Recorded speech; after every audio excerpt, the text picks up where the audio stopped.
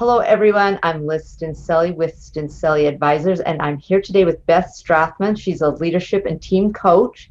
And today we want to talk about the differences in masculine and feminine energy in the workplace. Um, we want to kind of a disclaimer up front that as we'll try to be a little bit sensitive to the terms that we might be using in this discussion, we apologize if we offend anyone. But we are offending people daily in the workplace based on how we treat each other when we look at masculine, feminine. And we're not talking just male or female necessarily. We're talking about our approaches to things and the way we kind of handle ourselves. So, Beth, do you want to get us started? Well, sure. And just to piggyback off what you were saying, I think the thing too to say is that we recognize that everybody is their own unique mixture of these masculine and feminine traits. So we don't want to lump all women into one category or all men into one category, but for the sake of argument in our discussion, we're going to keep it fairly simple. So, as a fellow baby boomer to Liz, like she said, just excuse our vocabulary from time to time. But I want to get started with this idea of emotions in the workplace, right? So, um, when women or people with more feminine energy or a more feminine orientation may be more predisposed to being emotional. So, for example, if we get overwhelmed, if someone gets overwhelmed, they may uh, get angry. That might be a more masculine response. Or to the other side of the continuum, they may get overwhelmed and cry and get emotional in that way.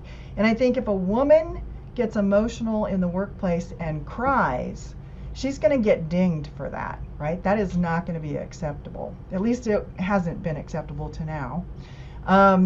But when a man cries because something touches him or something very sad has happened, and he expresses that sadness or that warm-heartedness in the workplace by crying, he'll actually get points. So I guess it does depend on what your outside looks like, regardless of what your inner predisposition is. So that, for a lot of women, seems a bit unfair. But I think that emotionality can be a strength, particularly the warm-heartedness and the compassion that one has for other people. That can be a strength for women, and I think hopefully that's changing in workplaces today. What are you seeing there, Liz? Well, I agree. And I think our emotions actually are a source of strength. They allow us to empathize with others. They give us, when we're considering a wide range of actions to take, if we cut out all the emotion, we're left with a very narrow set of options. When, our emotions, and I'm going to, as usually women, but some men, we've had they broaden our experience. Our life experiences are broadened by the emotions that are brought to any one experience, and that plays into our you know our critical thinking and our ability to think strategically and consider options. Another issue is that we find is often people with feminine energy feel like they need to be an expert in their field before they can speak up. They don't feel like they have a right to take a seat at the table unless they are an expert. What are your thoughts on that? Oh, yeah. I mean, I see this in myself, in that I feel like I have to have a handle on every angle of an issue before I'm going to present on it. I mean, I'm happy to go into a meeting if I'm completely, you know, ignorant about something or I don't know a lot about something. I know there's probably somebody else in the room who'll bring that information in. But if I'm the one who's charged with presenting, I want to have all my ducks in a row before I reach a conclusion or make a recommendation for something. And sometimes that's just not possible. My experience is that a lot of the men or those with more masculine energy, they'll go in and wing it.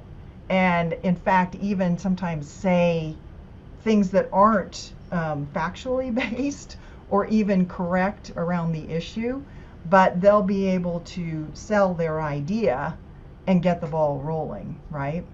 And I think I guess I'm assuming that I'm like a lot of women, but I see that perfectionism or having to have all my ducks in a row in myself. And I agree. I do also. And the sad thing is that we end up kind of taking a back seat and playing more of a supportive role. Will, you know, a man or someone with masculine energy will speak up. And instead of us asserting ourselves and speaking up for ourselves, we will just kind of get behind them and support them. And I think we need to change our mindset on that because, you know, we don't have things change quickly. I mean, we have to be able to think and act on our toes. And if we wait to be an expert in anything before we speak up, the train has left the station.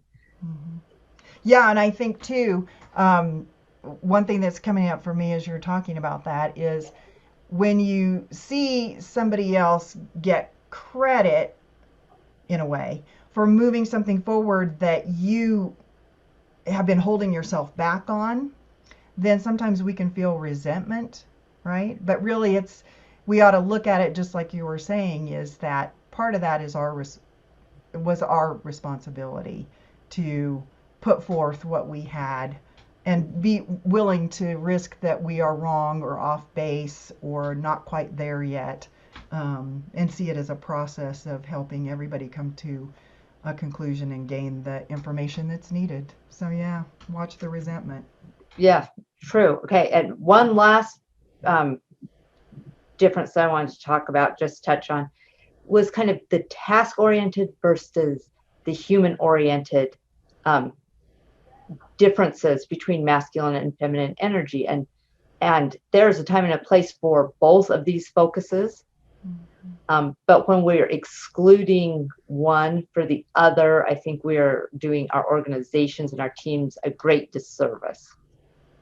Right, right. I think that the idea is that being more task oriented is considered a more masculine trait, more task and action oriented, and more relationship oriented would be more of a feminine trait. So I think a lot of times, at least to present times anyway, um, what was valued and has been valued is that task and action orientation, the more masculine way of being. And I think what the feminine way of being brings to the table is this idea of being able to read people pretty well or be able to read situations or notice the relationship between people involved in a situation and be able to add that information. For example, if you're going into a negotiation, um, it's not just about what you're trying to negotiate or what you're trying to make happen. It's also being aware of the dynamics in the room. And that gives you clues to where other people involved in the negotiation might be amenable to giving a little or what's really important to them, right? So if you can read that and have a sense of that just by the people interaction and the body language in the room, that's a really valuable thing, and that's a feminine trait that can be brought to the fore. Oh, that's great. You're so right. So, historically, it's kind of been an old boys club. We've come a long way. We've got a long ways to go, and we just wanted to highlight some of those differences for you today.